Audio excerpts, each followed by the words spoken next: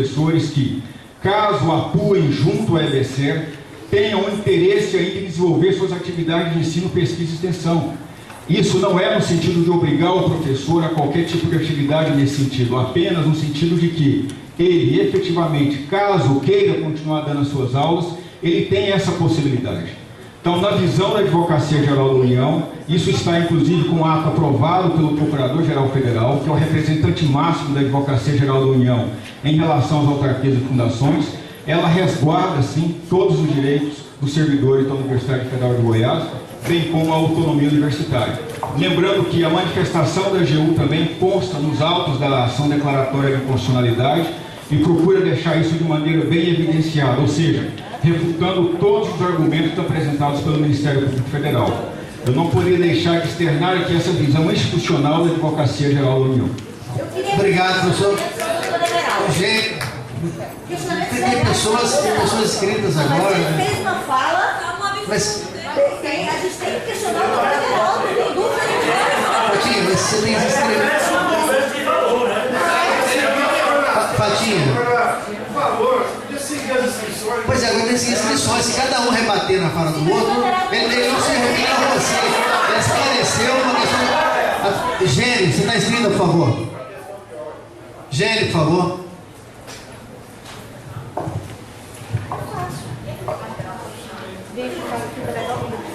Boa tarde a todos. Eu penso que a palavra foi dada, né, aos conselheiros, porém eu estou aqui representando o CEPAI e vou ter que me posicionar de acordo com o que o CEPAI, né, se posicionou em seu conselho diretor. Então eu não posso aqui expressar opinião, apesar de que algumas pessoas falam que foi dada para os conselheiros expressarem opiniões. Eu não vou aqui expressar minha opinião, até gostaria, mas não devo. Né? Eu devo realmente colocar o que foi retirado, né? Precipitadamente, eu acredito, porque não houve, né, uma discussão mais aprofundada realmente no CEPAI, mas o CEPAI está vindo com uma posição para esse conselho diretor. Então, nós não somos da área da saúde, nós não vimos a minuta ponto a ponto, né? A discussão aconteceu da forma, porque nós pensamos, nosso conselho diretor aconteceu num dia, o conselho universitário ia acontecer no outro dia. Então, nós, há pouco tempo que nós começamos a nos desenvolver com a temática da IBSER.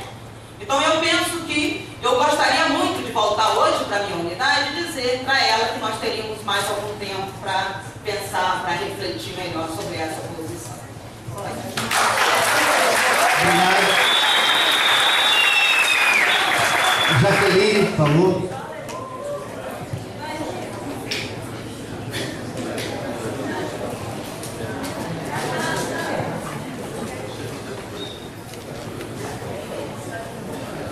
Boa tarde, as enfermeiras estão bombando, né, aqui nessa discussão sobre a terceirização do HC.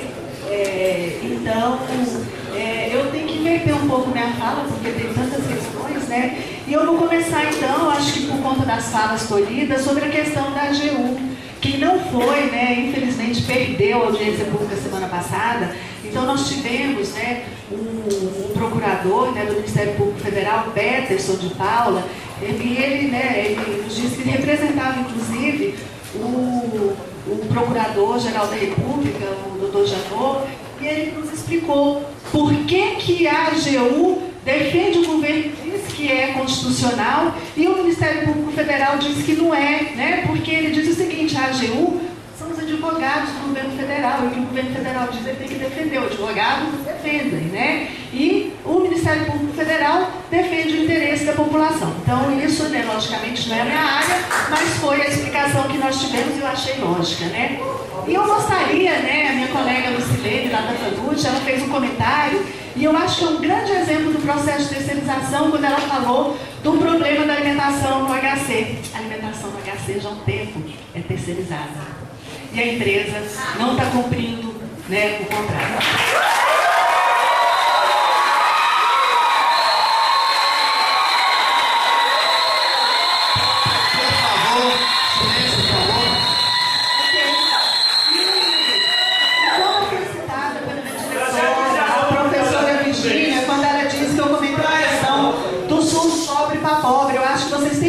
que eu digo isso? O SUS foi criado em 88 pela Constituição Federal com direito de todos, dever do Estado. E o que acontece de lá para cá é que qual foi o interesse? Que toda a população brasileira tivesse direito à saúde, direito universal. Só que nós temos um problema. O SUS, ele move 8% do PIB. Saúde e doença dá dinheiro. Muito dinheiro. E com isso, o SUS, o HC, é subfinanciado. E o que é subfinanciado? Nós não conseguimos oferecer tudo que a população precisa. Por quê? Porque aí nós fazemos plano de saúde, o governo, o que ele faz? Ainda nos dá R$95 por mês ainda para ajudar a gente a pagar o médico, né? A gente tem desconto no imposto de renda porque a gente paga plano de saúde. São bilhões que a saúde deixa de receber porque nós temos desconto, eu também, tá? Desconto de imposto de renda porque pagamos plano de saúde, né? Então, gente, a indústria da doença, ela é rentável. Então, quando eu digo, eu falei para a professora Virgínia, estamos cansados de fazer SUS pobre para pobre, e quando nós temos a possibilidade de ter dinheiro, temos um pré-sal, temos um país que agora começa a ter dinheiro, estão tirando dinheiro e dizendo que vão entregar para uma empresa, né, que diz, é o quê? Uma empresa pública, e eu digo para as pessoas, né, pública, né, com natureza de direito privado. Aí quando as pessoas falam assim, ah, mas ela não tem fins lucrativos. E eu falo para as pessoas, em época de Google, a gente não acredita em tudo que dizem para a gente. Lê o artigo 1 que cria LC. Quando vocês leem e falam assim, essa empresa foi criada de acordo com a Lei 200, tá? Decreto 200, artigo 5º, item 2, né? A lei de 1967. Leiam lá o que diz. O que é o item 2 do artigo 5º dessa lei de 1967? Diz que é essa empresa. E ela diz o seguinte, que é para exploração financeira, que é para fins lucrativos. Tá bom? Certo. Então, a professora Virgínia, né, minha diretora, ela diz o que está errado. O que está errado, certo? A perda dos direitos dos trabalhadores públicos federais. No contrato, o que eu quero que mude no contrato? Que os trabalhadores vão ser selecionados pelo regime jurídico único. Eu quero que o contrato diga que a Lei 8.142 vai ser respeitada, que os conselhos de saúde vão continuar acontecendo, porque isso está garantido lá na Constituição, né? E nós temos uma lei que diz que a participação social ela é muito cara, né, seu Altair, não é? Seu Altair? Qual o seu nome?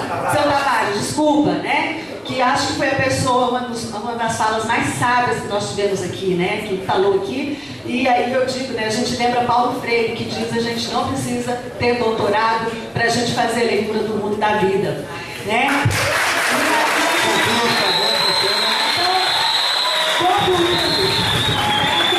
Concluindo, ensinar com qualidade e oferecer saúde de qualidade custa muito caro e jamais vai dar lucro, jamais vamos atingir metas e jamais vamos ser produtivos. Obrigado.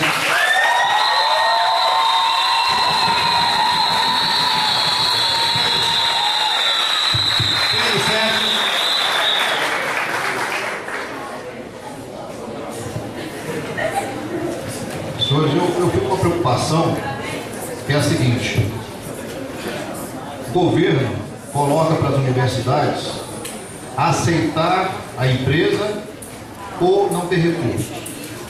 E aí, embora eu tenha uma posição diferente do Magnífico Reitor, que eu acabei de externar, mas eu quero dizer, professor Orlando, que eu sou solidário ao senhor na cadeira que o senhor está sentando, porque eu sei que pesa nos seus ombros a responsabilidade por cada paciente que morre ali no hospital, às vezes por falta de recursos. Sou solidário ao diretor do Hospital das Clínicas, quando alguém cobra dele, bota no jornal que algum paciente morreu, deixou de ter atendimento, deixou de fazer um exame laboratorial, como a professora falou ali, porque não teve ali aquele recurso. Agora, eu acho que é cinismo do governo, e isso sim é violação à Constituição Federal, na autonomia da universidade, quando ele diz assim: ou você aceita essa empresa, ou você não tem recurso. Isso eu acho que é uma violação. E aí, nós estamos discutindo, professor, mas eu estou fazendo uma pergunta, né, ao senhor que tem essa tramitação dentro dos conselhos de reitores, enfim, dentro do Ministério da Educação, Ministério do Planejamento, se a alternativa que nós temos é aceitar ou não aceitar essa empresa, ou se existe um plano B. Eu, pensando aqui comigo, eu fico pensando que do ponto de vista da cidadania, nós que falamos na sala de aula em cidadania, para os nossos alunos, eu acho que nós estamos precisando aprender cidadania, como, por exemplo, trazer a bancada de deputados e senadores do Congresso aqui para a universidade e colocar projetos de leis na mão deles e dizer, olha, nós temos urgência.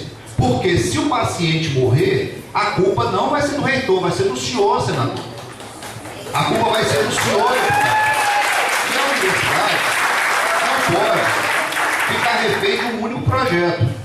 Então, inclusive, não fazendo parte, se discutiu muito carga horária de professor, se está disposto ou não está disposto a trabalhar na universidade, eu digo para o senhor, se for necessário ficar em Brasília, atrás do gabinete, atrás do senador, atrás do ministro, atrás do deputado, para encher o saco deles, para conseguir recursos, eu me disponho, eu falo para o senhor aqui de público, de ser solidário ao senhor, para a gente tentar pensar um plano B, um plano C, um plano D, que não seja tão somente essa questão da gente ficar preso a isso aí. Você me pediu um esclarecimento? Eu queria se o quisesse um plano B ou não? Sim. Eu não conheço um plano B. Por gentileza, eu acho que o reitor pode explicar para nós, até porque quando a gente elegeu o reitor, a gente delegou a ele confiança. Eu gostaria de ouvir, por favor, professor Orlando. Vamos construir o plano que se apresentou aqui é, novamente, batermos a porta do governo pedindo os cargos públicos, RJU. O que nós fizemos desde 30 anos atrás ou 40 anos atrás. Isso é que nós fizemos ao longo do tempo. Nós não conseguimos. Essa batalha nós perdemos. Essa é a verdade. Quando o governo criou a EBSER, ele disse, essa não é a alternativa que o governo vai oferecer. A alternativa que ele ofereceu foi contratar esses empregados, 26 mil, por meio da empresa. Digamos que esse conselho resolva não aderir. Ele não é obrigado a aderir. Ele pode decidir autonomamente pela não adesão. O que vai acontecer? Vai acontecer que hoje os 466 trabalhadores que nós temos na Fundac, que são irregulares, a relação entre universidade e fundação não permite contratação de pessoas em caráter permanente para suprir a falta de pessoas na universidade. Isso é notório, isso é lei. Então, esses trabalhadores que estão lá hoje, ainda com uma tolerância do TCU, porque nós estamos em processo de discussão, eles terão que ser, em algum momento, desligados, porque eles são ilegais.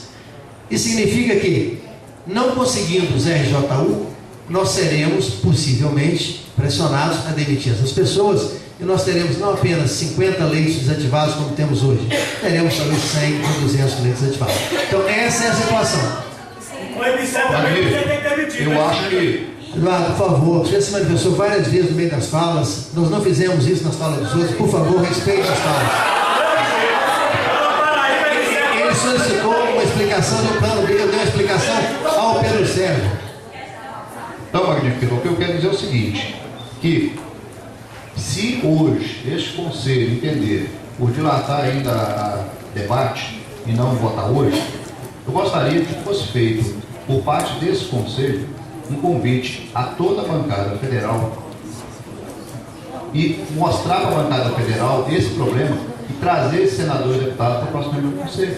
Eu acho que seria importante para que nós pudéssemos trazer para a UFG os responsáveis pelos projetos de lei. Inclusive, quando o reitor diz aqui, né, que se não houver essa adesão, esses servidores serão demitidos porque não existe sustentação legal, se uma alternativa não seria a própria UFG redigir o projeto de lei através da bancada de Goiás colocar e com urgência isso daí, para alterar conseguir um espaço legal para isso, porque na hora que o governo precisa do voto desses parlamentares, o governo vem atrás para votar mensalão e etc. Agora precisa também da resposta do governo. Obrigado. Próximo inscrito?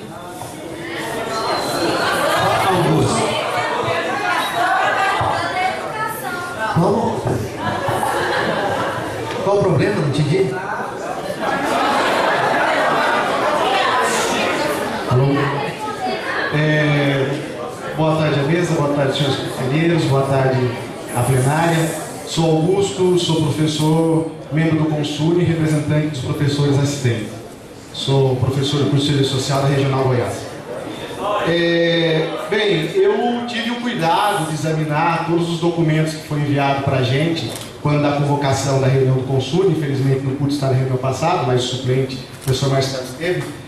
E me levantou várias dúvidas exatamente em cima dos documentos que nos foram apresentados. Tem uma posição política contra a EBSER, mas não é isso que eu vou colocar agora aqui, posso externar se for o caso, mas nesse caso eu vou ficar com os documentos apresentados. Bom, um documento que não foi apresentado foi justamente o decreto que institui o REUF.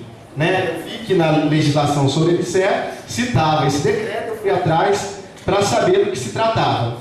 E bom, fala aqui o que é o REUF e, entre outras coisas, fala de financiamento ou de recursos financeiros aos hospitais via REUF sem a necessidade da EBSER. O REUF foi decretado em 2010. A EBSER é 2011, final de 2011. Aí eu fiquei pensando, será que a UFG já havia sido contemplada com recurso do REUF sem a EBSER? No plano de reestruturação aparece que sim. Então não precisou da EBSER para ter o recurso do REUF. Não foi necessário. Então, o questionamento é, por que a EBSER? Esse é o primeiro. Quando eu peguei a legislação que fala sobre a EBSER, é todo o debate se tem lucro, não tem lucro, se o lucro gerado vai voltar para o hospital e para a universidade, já que foi dali que foi extraído o lucro, eu fiquei surpreso ao ver, dentre os conselhos da EBSER, um tal de Conselho de Administração, fala assim, compete ao Conselho de Administração da EBSER. O que compete, entre outros? Opinar e submeter à aprovação do Ministro de Estado da Fazenda, por intermédio do Ministro da Educação, o relatório de administração e as demonstrações contábeis anuais da EBSER. E mais, compete opinar e submeter à aprovação desse mesmo Ministro da Fazenda a proposta de destinação de lucros e resultados. Por que o Ministro da Fazenda vai dizer para onde vai o lucro e o resultado da EBSER? Se a questão se resume à saúde e educação. É uma dúvida, senhores conselheiros. É uma dúvida embasada dos documentos que foi encaminhado para a gente. Pois bem, peguei o decreto, a proposta de contrato que foi encaminhada a gente. Para além do que já foi levantado aqui pelos conselheiros e demais que fizeram uso da palavra, aí eu acho que a colega enfermeira, que foi a primeira que fez uso, ela diz bem da cláusula primeira, que é do objeto, no seu parágrafo 3º, fala o seguinte, é parte integrante deste contrato, esse aqui, os 7 anexos relacionados a seguir. Plano de reestruturação e metas, e vai falando, não vou ler todos os anexos. Só chegou para mim o plano de reestruturação. Está faltando outros 3 documentos, por exemplo, que aí, senhores conselheiros, como que nós vamos votar num contrato que faz menção a pelo menos 6 documentos que não estão presentes, não foram permitidos a gente analisar, professor? Eu não tenho dúvida. Muito do que é colocado ali aparece no plano, mas não é tudo. E, sim, ao chegar à leitura do plano, vocês percebam que eu tive o cuidado de ler desde a legislação federal até chegar no nosso plano aqui. Olha, com todo respeito aos colegas aqui presentes, aos alunos, no que diz respeito à forma, é bastante questionável. As normas da BNT seriam interessantes aplicadas aqui. E eu vou falar isso porque... por exemplo, a gente não tem data de acesso de sites que foram utilizados para pegar os dados que aqui constam, a gente tem várias tabelas que não contém análise alguma, apenas tabelas.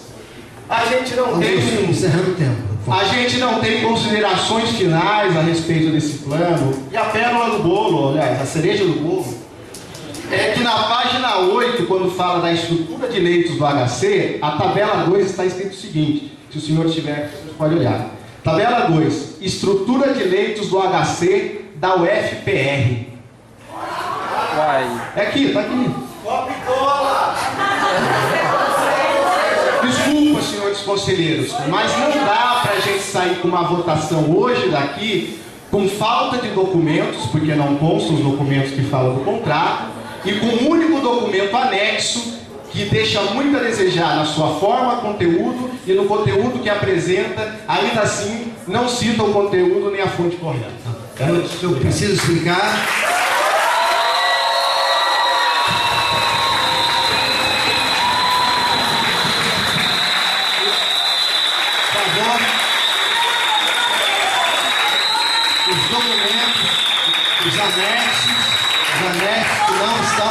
Os anexos não foram distribuídos, são um deles. A relação das pessoas cedidas ao hospital, isso a qualquer momento isso é público, isso vai ser incorporado, isso não faz nenhuma diferença nessa análise.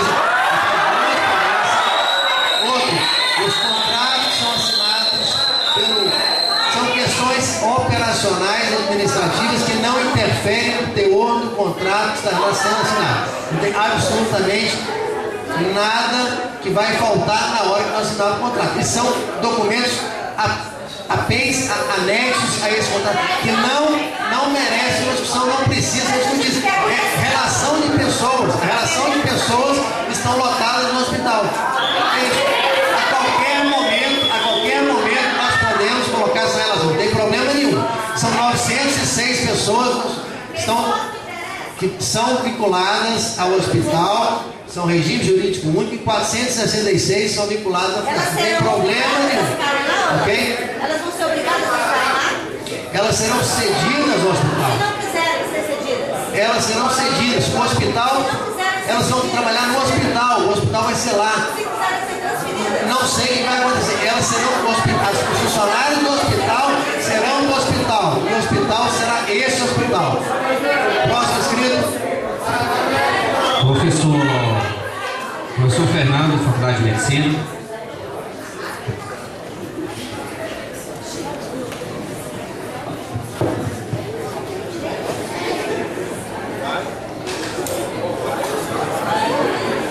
Boa tarde a todos.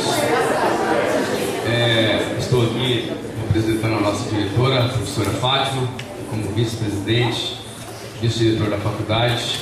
Não poderia estar omisso a essa discussão tão calorosa, de suma importância. Não tenho a fala do conselho da faculdade, mas gostaria de expressar a minha opinião, e aqui representando como conselheiro.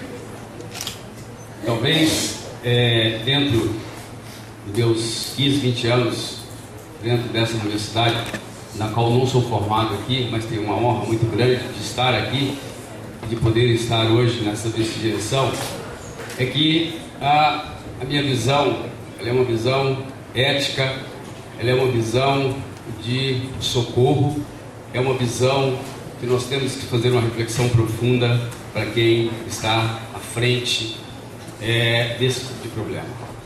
Nós temos que ter, inicialmente, habilidade para resolver isso.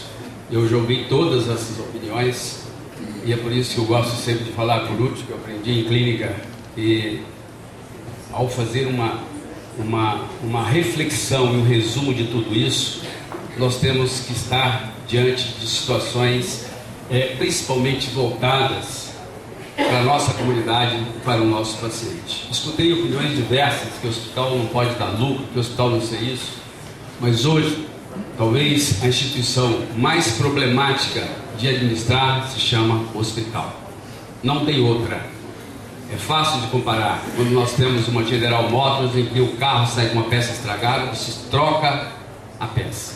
Mas em saúde não tem como trocar. E aí eu tenho que falar para vocês, eu estou aqui como um professor humilde e que, do ponto de vista ético, o nosso HC está pedindo por socorro.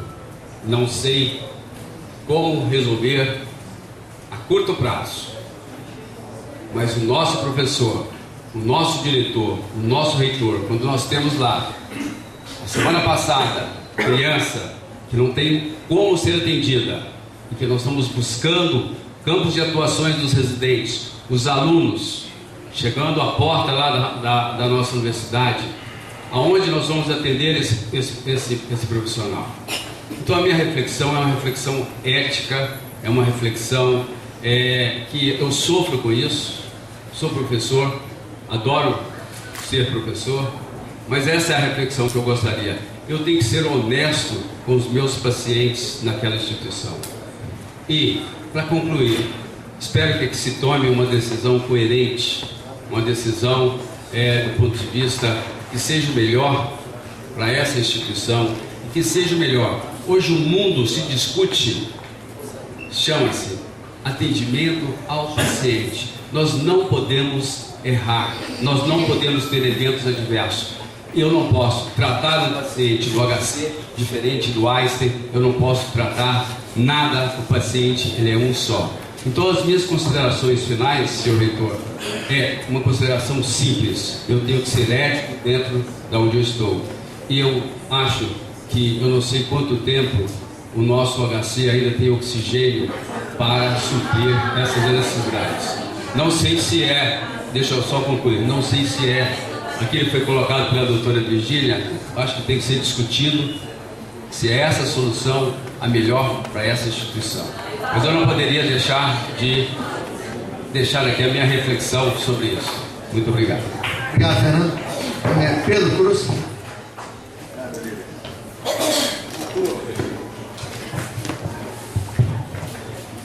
Já concluindo, quem pediu aí. Boa tarde, senhor presidente, senhoras e senhores conselheiros e a todos os que compõem essa tarde aqui, essa sessão do Conselho Universitário. A questão do nosso hospital universitário, eu já estou há 30 anos nessa universidade e tivemos a oportunidade de ver em vários momentos as dificuldades por que passou esse hospital durante todo esse tempo. Alguns deles, inclusive, com fechamento por falta de condições de funcionamento. Diga-se que por falta de financiamento. Então esse hospital chegou a ponto de se fechar por falta de condições mesmo de financiamento. Aí, agora o governo vem e diz o seguinte: não, mas nós vamos criar então uma forma de financiar o hospital e tudo vai se resolver. E a alternativa para isso é a constituição de uma empresa pública para administrar esses hospitais. Eu fico pensando agora, por exemplo, nós estamos vivendo um momento importante na universidade, no pós-reúne. Nesses 30 anos que eu me referi, a primeira vez que de fato se colocou dinheiro na mão da gestão. E com isso, os gestores transformaram todas as nossas universidades. Então, para mim, tem um registro de uma gestão competente nas universidades para fazer acontecer quando as condições são dadas, certo? Entendo que dessa forma também ocorresse com os nossos hospitais universitários. No momento em que ele tivesse então financiamento, esses mesmos gestores, pela competência já comprovada, poderiam então fazer acontecer no hospital aquilo que precisa acontecer, para que ele saia dessa angústia, como é relatado aqui por todos que defendem a implantação da EBSER. Muito bem. Lista-se um monte de justificativas, e entre elas